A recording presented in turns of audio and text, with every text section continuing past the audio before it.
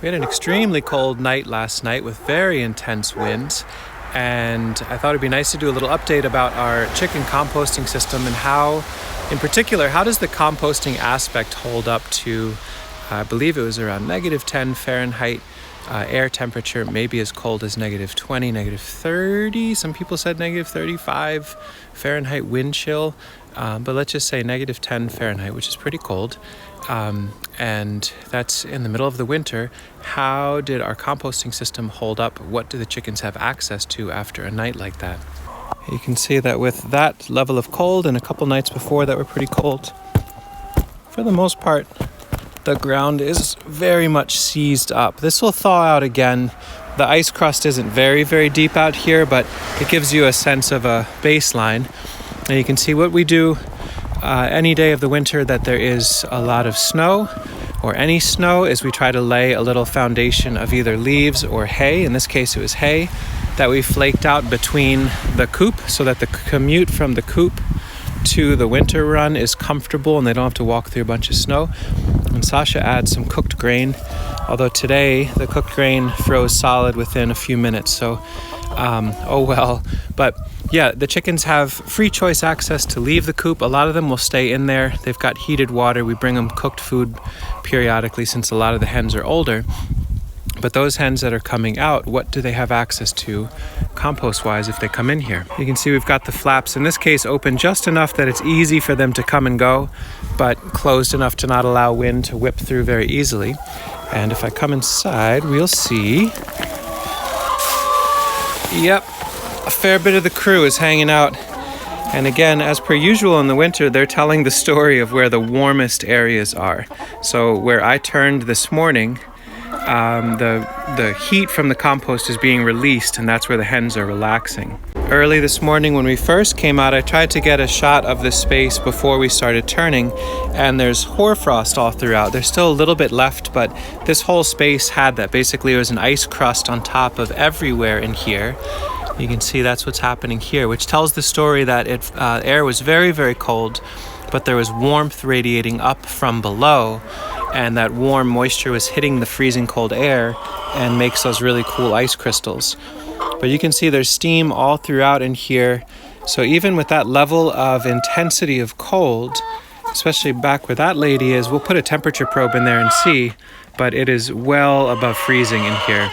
We'll take a look right where that crew is wiggling around. Here's one particular pile, just a random sampling. And, excuse me ladies, we're gonna just do some science here. Real high-end stuff. Let's see. So that's on its way to 100 Fahrenheit. This morning I found another pocket on the other side that hit 120 pretty comfortably and went a little further. So there's a bunch of patches in here that are holding at 100 Fahrenheit or above. Which I think is pretty neat considering we are in a reclaimed carport, a $0 structure with about $10 of more infrastructure to make it stronger under old used greenhouse plastic with no additional heat. There are piles and piles of material that are radiating warmth at around 100 Fahrenheit. And for these chickens, this is probably a lot more comfortable than having to figure out how to make do in this context. So it makes sense that in this time of year, there are two places you can find pretty much all of our hens. They're either in the coop, and so for the oldest ladies, you can see one popping out there, the oldest ladies who are the least comfortable and the least adapted to the cold, they hang out in there and we'll bring them some food. And most everybody else makes the 15-foot commute over to the winter run to enjoy the warmth, but then also, so again, we've got this composting system where the idea is to be able to continually feed them from not only the soaked seed, but also the food scraps we're bringing in. And you can see there are still worms in this system too, which is pretty exciting. We added, in anticipation of the cold, we added a whole bunch of compost that we knew had some worm life. And with the inertia of warmth in here, it is staying thawed and staying awake, and the hens get to eat some red wigglers while they're at it. And yeah, there's a rooster in here. Sasha found someone on Craigslist who was selling very little babies of a very tiny variety. There's a lady and there's a gentleman. And so we've got this little wonderful rooster man crowing away. Luckily, he's not so intensely loud that he's a problem for the neighbors. Hopefully that's as loud as he gets. We might head out this evening to one of our favorite compost pickup spots because you can see there's a lot of dark, nice compost in here. There's a lot of warmth, but there isn't a lot of fresh, raw food scraps. So we're going to go to try to pick up some leafy greens, maybe some meat scraps, things like that to add into here this evening. And then tomorrow I'm going up to the Trumansburg spot and I'll get more compost on the way back. So the hens should have a lot more active greens very soon. It's a little bit of a lull as far as, diversity of food scraps, but the warmth is where it needs to be. And you can see on this far end here, we've been banking up the finishing compost. The hens still have a lot of interest in this, but we're basically, once we get a thaw outside, we can start moving this material out to gardens. It's certainly not finished, aged compost, but it's a nice, far enough along material that we can add it to the garden bed as mulch, and to be able to be seeing that actively generated in the middle of the frigid winter feels pretty spectacular, and the hens keep interest in it right up to the very last moment.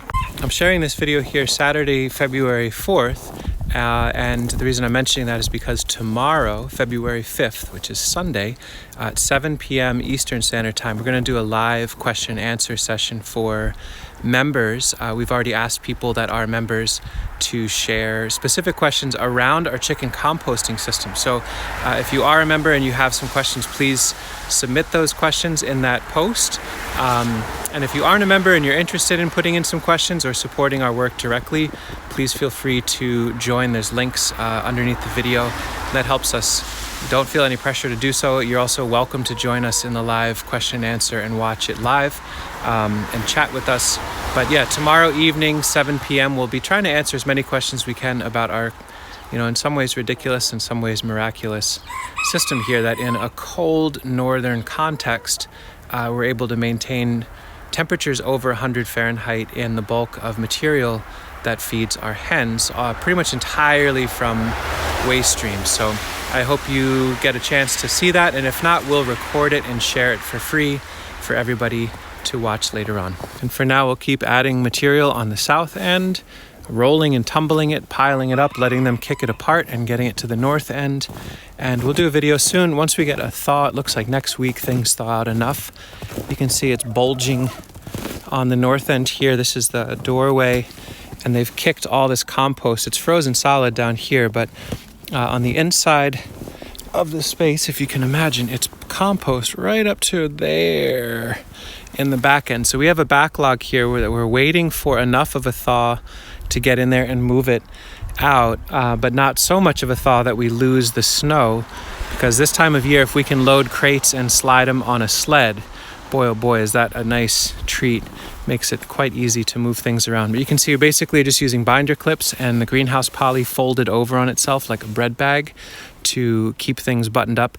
But none of this is hermetically sealed at all. There's air exchange all throughout, and that feels really, really critical that we don't seal this up, because there are a lot of funky gases in that composting process, and we need those to escape, even though it means we might lose some heat. If you're somewhere that was profoundly cold and super, super windy last night, I hope you're comfortable today, and your animals, if you have them, are comfortable. And thanks for watching. Maybe we'll see you tomorrow night, 7 p.m. Eastern Standard Time, on a live session about our wacky chicken system. Thanks.